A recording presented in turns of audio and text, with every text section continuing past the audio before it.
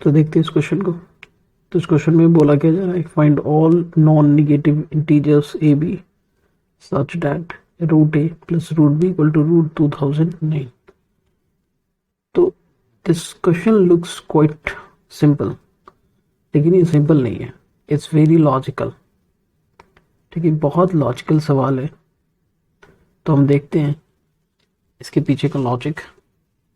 तो let's try to solve it.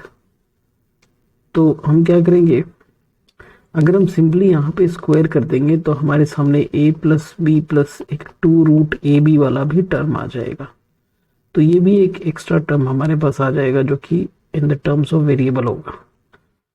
तो हम क्या करेंगे, हम रूट ए को एक तरफ रखेंगे और रूट बी को इस तरफ भेज देंगे। तो ये अपने को कुछ ऐसा दिखेगा ये इक्वेशन।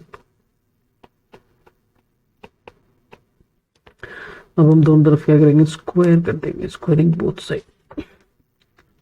तो ये हो जाएगा ए, ये हो जाएगा 2009 प्लस बी माइनस ये क्या हो जाएगा 2 रूट 2009 इंटू बी। अब रीअरेंज करेंगे तो 2 root 2009 into B 2009 plus B minus A, फिर से स्क्वायर कर देंगे, स्क्वायरिंग बोथ साइड।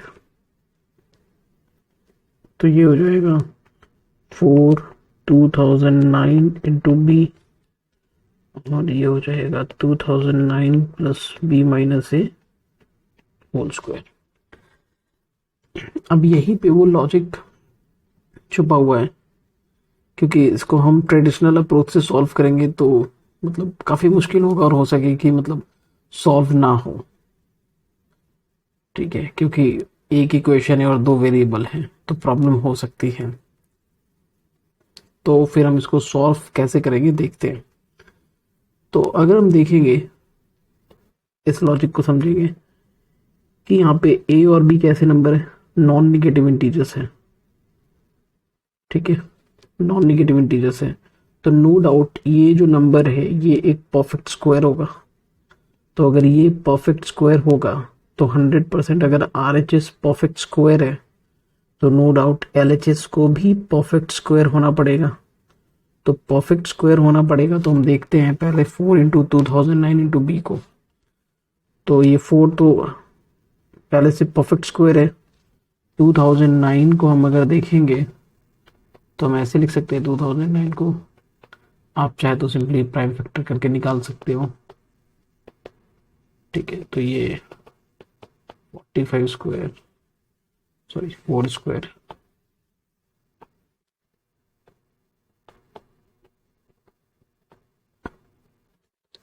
तो ये 49 और ये 41, तो 7 स्क्वायर 41 आ गया। तो ये 7 स्क्वायर 41 आ गया इंटू बी, और ये हमारा कैसा है, एक परफेक्ट स्क्वायर है। ठीक है, अब अगर हम देखेंगे तो अगर ये परफेक्ट स्क्वायर है तो ये भी परफेक्ट स्क्वायर होना चाहिए। तो अगर ये नंबर अगर परफेक्ट स्क्वायर है तो इस नंबर का हर एक फैक्टर परफेक्ट स्क्वायर होना चाहिए। तो ये तो पहले से परफेक्ट स्क्वायर है, 7 स्क्वायर भी पहले से परफेक्ट स्क्वायर है, और 41 जो है वो प्राइम है। तो अगर 41 प्राइम है और परफेक्ट स्क्वायर होना है हर एक फैक्टर को, तो एक और 41 होना पड़ेगा।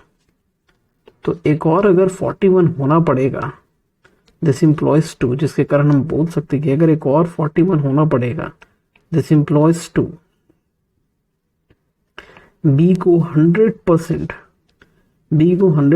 41 टाइम्स ऑफ समथिंग के स्क्वायर होना पड़ेगा, जहां पे के भी कैसा होगा, k belongs to non negative integers. ये होना पड़ेगा 41 के स्क्वायर होना पड़ेगा। तो अब हम देखते हैं, तभी जाके LHS हमारा परफेक्ट स्क्वायर होगा। तो ये आ गया। अब हम इसी चीज को, इसी लॉजिक को, लेट्स से हम इसको मान लेते हैं समथिंग 3 और ये अपना जो है जो लीनियर फॉर्म में है, लीनियर फॉर्म को देखते हैं, इसको मान लेते हैं 2 और इसको मान लेते हैं 1। तो 2 अपना कैसा है, लीनियर फॉर्म है, तो मतलब इधर को ना देखे तो ये कैसा फॉर्म है, ये लीनियर फॉर्म है। ठीक है, इधर अपना स्क्वायर है सब। तो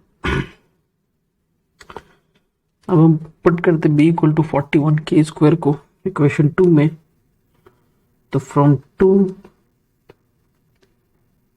and 3 हम ये बोल सकते हैं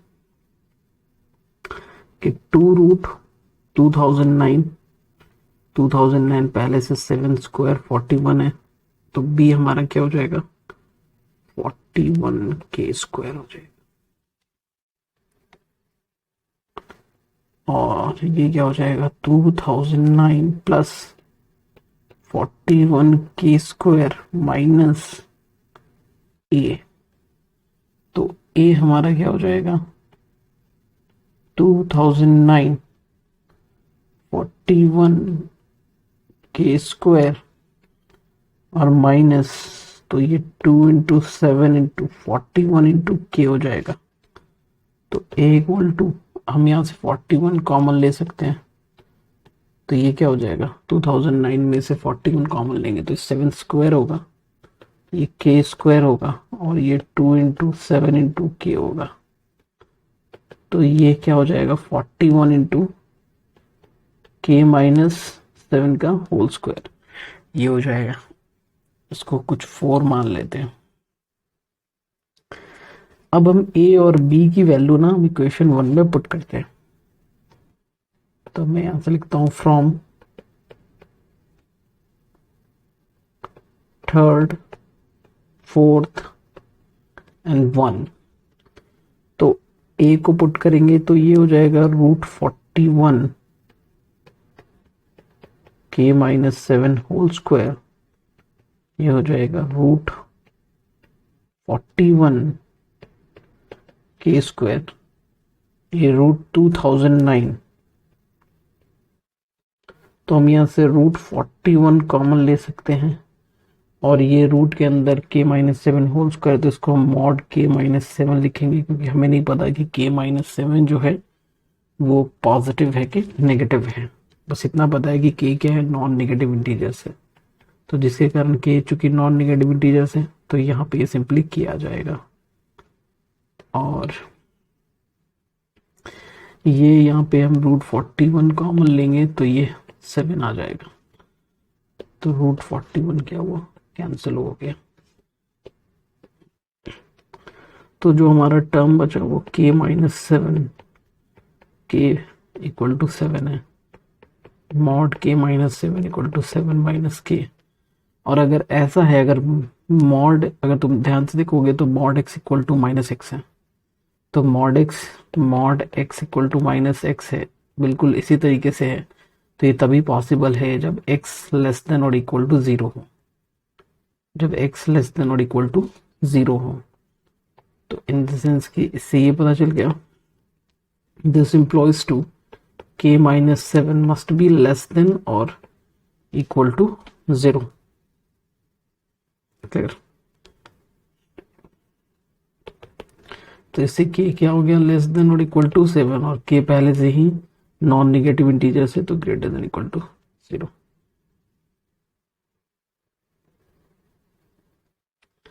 अब हम क्या, k 0 से 7 है और हमारा क्या है, नॉन नेगेटिव इंटीजर्स है। तो नॉन नेगेटिव इंटीजर्स हैं तो k की पॉसिबल वैल्यूज क्या हो जाएंगे, दिस इम्प्लॉइज टू k की पॉसिबल वैल्यूज क्या हो जाएंगे, 0 1 2 3 ऐसे ही करके 7, ये हमारी पॉसिबल वैल्यूज हो जाएगी। तो अगर हम देखेंगे तो a हमारा क्या आ जाएगा, तो यहाँ पे अपना k है, इधर a है, a क्या है 41,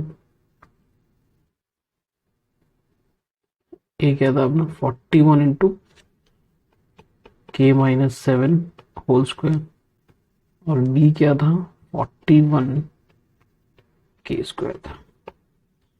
तो अब हम पॉसिबल वैल्यूज निकालना स्टार्ट करते हैं।